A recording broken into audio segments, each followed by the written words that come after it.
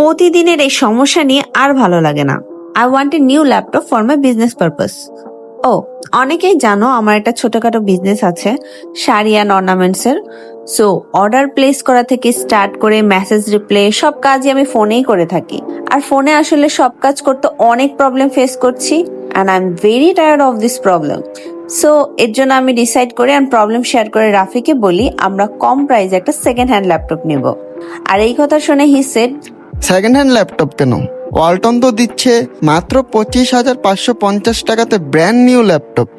এইটা দেখে আর দেরি না করে অর্ডার দিয়ে দিলাম, কেননা শুধুমাত্র 25,550 টাকায় ব্র্যান্ড নিউ ল্যাপটপই পাচ্ছি না, সাথে আরো অনেক সুবিধা পাচ্ছি।